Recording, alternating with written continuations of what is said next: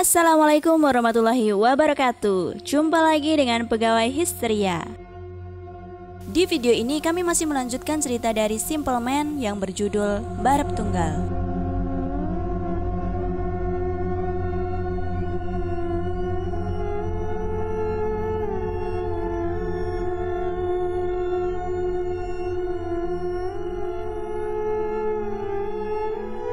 Tidak hanya bagimu saja yang tahu keberadaan makhluk ini.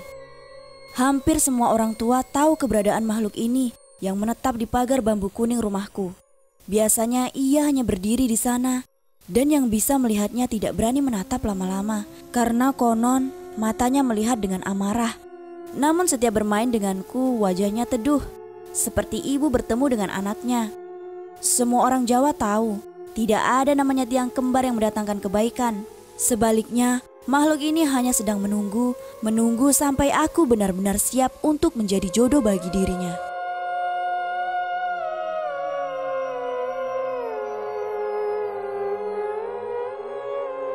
Yang mengejutkan adalah bambu kuning itu rupanya bukan media untuk makhluk itu agar tidak mendekatiku di dalam kamar. Namun, bambu kuning itu hanya sebagai wadah bagi makhluk itu untuk tidak tinggal di dalam rumah karena ibu pernah melihat makhluk itu mengelus rambutku.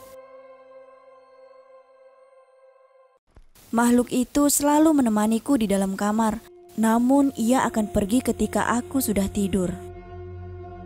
Di lain hal, Pak Haji Sanah sudah mempersiapkan semuanya, akan tetapi ada hal yang akan menimbulkan masalah besar di dalam keluarga besarku.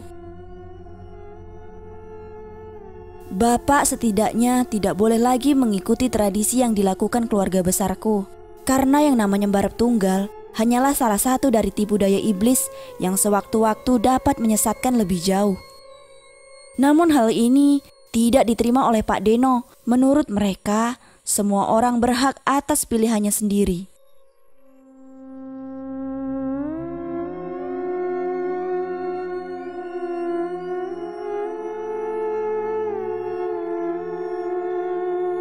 Semenjak saat itu, keluarga besarku terbagi menjadi dua.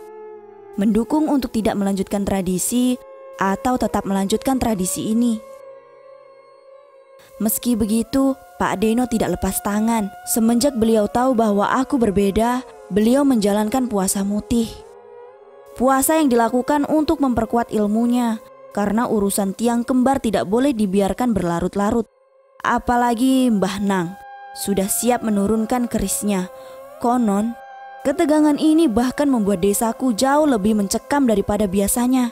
Di setiap sudut desa, ditemui banyak sekali lelembut tamu, yang kebanyakan berasal dari tempat yang jauh. Alasan mereka di sini karena tiang kembar adalah wadah bagi mereka untuk ikut masuk.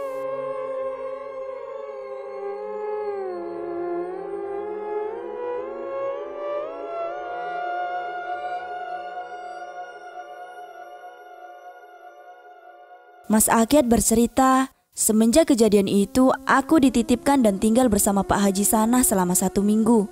Dan beliau menceritakan asal-usul tiang kembar yang rupanya memiliki hubungan dengan ibu. Hal ini juga diketahui oleh Pak Deno. Ibu adalah anak kedua dari 3 bersaudara.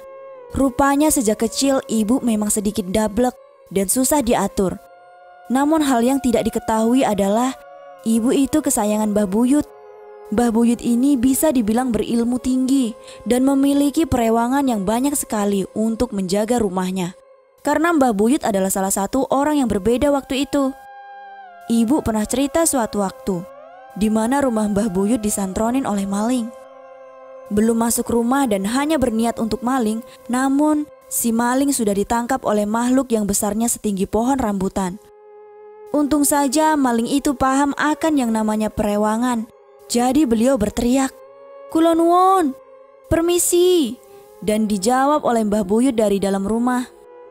Ketika dijawab Mbah Buyut, maka otomatis perewangannya melepaskan maling itu dan kemudian pergi menjauh. Mbah Buyut baru sadar bila apa yang baru saja dia lakukan adalah melepaskan orang yang berniat maling di sini. Mbah Buyut rupanya memberi ibu semacam penjaga yang berwujud wanita mengenakan kebaya. Ibu dulu memanggilnya dengan Kembang Turi. karena kebanyakan berwarna merah, menyerupai kembang turi. Berbeda dengan Mbah Buyut, Simbah yang merupakan ibu kandungnya ibuku adalah muslim yang taat. Beliau menjauhi nilai kejawen dan mengajarkan anak-anaknya untuk tidak percaya hal itu. Semua anaknya nurut kecuali ibu. Di sini ibu dilatih oleh seorang guru spiritual. Salah satunya adalah puasa malam. Konon, puasa ini tidak bisa sembarangan dilakukan. Dan tingkat kesulitannya jauh di luar akal. Bahkan sebegitu sulitnya puasa ini bisa menyebabkan seorang manusia menjadi gila. Dasarnya ibu memang bandel sedari kecil. Beliau nekat melakukan puasa itu.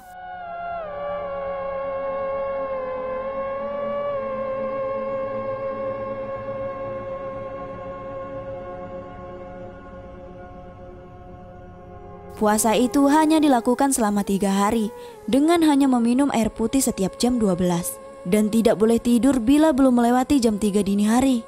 Namun ibu hanya bisa berpuasa selama 2 hari karena pada hari kedua beliau didatangi 2 jin wanita yang berwajah kembar. 2 jin wanita kembar ini menawarkan kesepakatan bahwa ibu bisa mendapatkan apapun yang dia inginkan hanya dengan syarat dia diperbolehkan tinggal dan mengikuti ibu. Perewangan ibu tidak suka dengan ini, sehingga terjadi benturan yang membuat ibu jatuh sakit. Di sini, Simbah tahu bahwa ibu rupanya melakukan hal-hal semacam ini, sehingga akhirnya ibu diruqyah dan ditemukan puluhan susuk dalam wajah ibu.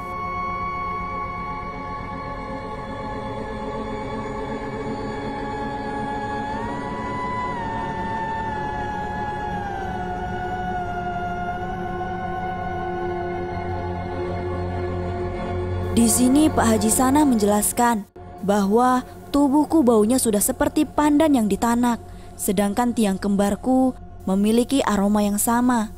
Dan mereka rupanya memiliki ikatan dengan 2 jin wanita itu. Dan selama ini 2 jin wanita itu rupanya masih mengikuti ibu, namun dari jauh. Sedangkan perewangan ibu yang dulu diberi untuk jaga ibu sudah dikurung setelah kejadian ruqyah itu.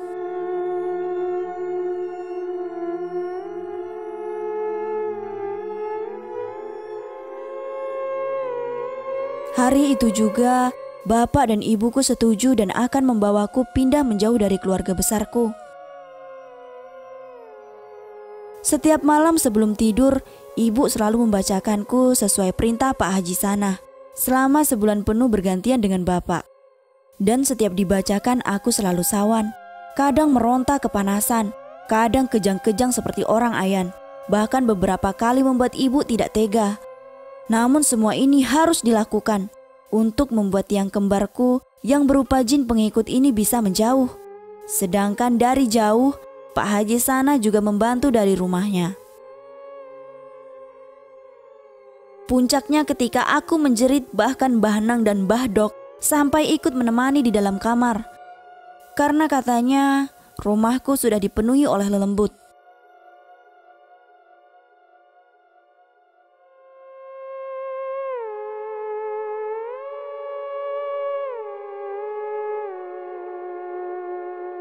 Di usia yang masih kecil itu, aku dibawa ke Banyuwangi dengan Pak Haji Sanah dan Pak Deno. Sesampainya di sana, aku setiap harinya dijaga di dalam kamar kecil agar tiang kembar ini tidak mengikutiku lagi.